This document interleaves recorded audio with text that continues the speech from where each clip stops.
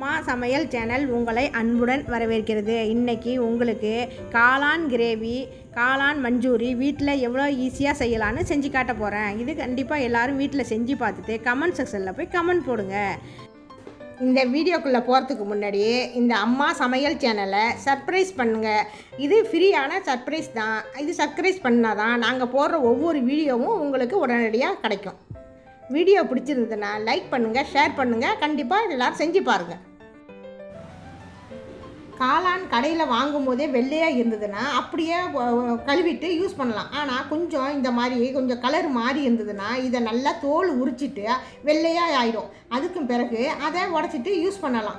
நல்லா தோலை உரிச்சிட்டிங்கன்னா நல்லாயிருக்கும். தோலை உரிச்சிட்டு நாளாக கட் பண்ணி வேணுங்கிற அளவுக்கு கட் பண்ணிவிட்டு தண்ணியில் ஊற்றி கழுவி காளானை ரெடி பண்ணி வச்சுக்கலாம். இந்த காளான் ரொம்ப நல்லா இருக்குது, அதனால் இதே மாதிரி யூஸ் பண்ணிக்கலாம். அடுத்தது தேவையான பொருள்: வெங்காயம், ஒரு பெரிய வெங்காயம் அரிஞ்சு வச்சுருக்கோம். இஞ்சி பூண்டு பேஸ்ட்டு, மிளகாத்தூள், மல்லித்தூள், மஞ்சத்தூள், எலுமிச்சம்பழம் ஒரு அரிஞ்சு வச்சுருக்கேன். தக்காளி, பெரிய சைஸில் ஒரு தக்காளி, பெரிய குடமிளகாவை போட்டால் ரொம்ப நல்லாயிருக்கும். குடமிளகாவை வேணுங்கிற அளவு போட்டுக்கலாம். இது நான் கொஞ்சமாக போட்டிருக்கேன். வானலியில் எண்ணெயை ஊற்றி எண்ணெய் கொஞ்சம் கூடவே ஊற்றி வெங்காயத்தை முதல்ல போட்டு நல்லா வதக்கிக்கணும். நல்லா பொன்னிறமாக வதங்கின பிறகு அதுக்கு பிறகு அந்த கருவேப்பிலை கொஞ்சம் போடுங்க. கருவேப்பிலையை போட்டு நல்லா வதங்கின பிறகு இஞ்சி பூண்டு பேஸ்ட்டு போடுங்க. இஞ்சி பூண்டு பேஸ்ட்டு போட்டால் தான் இது நல்லாயிருக்கும். வெங்காயம் போட்ட பிறகு இஞ்சி பூண்டு பேஸ்ட்டை போட்டு நல்லா எண்ணெயிலே நல்லா வதக்கினு அதுக்கு பிறகு இப்போ குடமிளகாவை அரிஞ்சு வச்சுருக்கோம்ல, இது எவ்வளோ குடமிளகா போட்டாலும் இதுக்கு ஒரு டேஸ்ட்டாக இனிப்பு புளிப்பாக அது நல்லா இருக்கும், உரப்பா. அதனால தான் இதுக்கு குடமிளகாவை கொஞ்சம் நிறையாவும் போடலாம். நான் கொஞ்சமாக தான் போட்டிருக்கேன். குடமிளகாவை போட்டு அதோடு சேர்த்து நல்லா வதக்கிக்கணும். மஞ்சத்தூள் கொஞ்சம் போடுங்க. மஞ்சத்தூளும் போட்டு நல்லா வதங்கிட்டே இருக்க வேண்டியது தான்.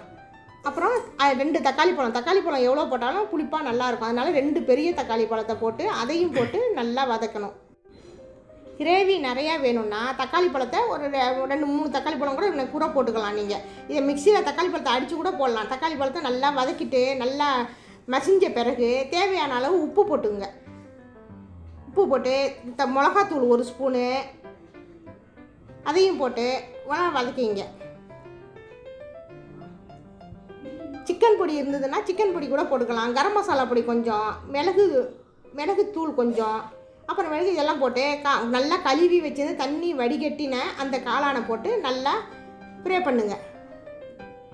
தண்ணியே ஊற்ற வேண்டியதில்லை. காளான் ஏற்கனவே நம்ம கழுவுனது இருந்தாலும் தண்ணி விட்டுகிட்டே இருக்கும் அந்த வதக்கும் போது. அதனால் இது தண்ணியே ஊற்றாமல் நல்லா வதக்குங்க. நல்லா கிண்டிகிட்டே இருக்கணும். கிண்டிட்டு நல்லா அதில் மசாலாலாம் சாரெல்லாம் ஏறுற பிறகு வரைக்கும் நல்லா கிண்டணும். கிண்டிட்டு தட்டை போட்டு மூடிடணும். கரம் மசாலா பொடி வேணுங்கிற அளவு போட்டுக்கலாம் நீங்கள். அப்புறம் தட்டை போட்டு மூடிட வேண்டியது தான்.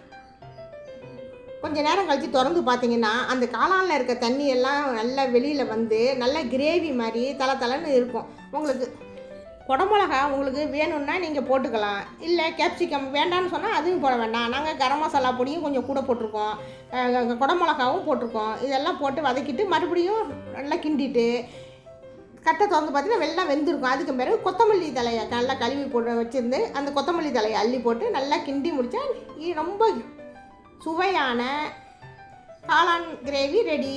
இதில் முந்திரி பருப்பு வேணாலும் நம்ம டேஸ்ட்டுக்கு தகுந்த மாதிரி போட்டுக்கலாம். இந்த முந்திரி பருப்பு அந்த கிரேவியில் ஏறினதுன்னா ரொம்ப டேஸ்ட்டாக இனிப்பாக நல்லாயிருக்கும். அதுக்காக முந்திரி பருப்பு போட்டுக்கலாம். முந்திரி பருப்பு போட்டு இறக்கிட வேண்டியதான். ரொம்ப ஈஸியான இது. சப்பாத்திக்கு தொட்டுக்கலாம், சாப்பாட்டுக்கு தொட்டுக்கலாம். எலுமிச்சம்பழம் உங்களுக்கு புளிப்புக்கு தகுந்த மாதிரி ஒரு எலுமிச்சம்பழம் இறக்கி வச்ச பிறகு எலுமிச்சம்பழம் புளியணும். சுவையான காளான் கிரேவி ரெடி ஆகிட்டு. இதை நீங்கள் சாப்பாட்டுக்கும் சேர்த்துக்கலாம், சப்பாத்திக்கு, குருமாவுக்கு, தோசை, இட்லிக்கு எல்லாத்துக்கும் தொட்டுக்கலாம். இதை கண்டிப்பாக நீங்கள் வீட்டில் செஞ்சு பாருங்கள். கமெண்ட் செக்ஷனில் போய் கமெண்ட் போடுங்க. இது ஃப்ரீயான இந்த சேனல் தான். இதை கண்டிப்பாக சப்ஸ்கிரைப் பண்ணுங்கள்.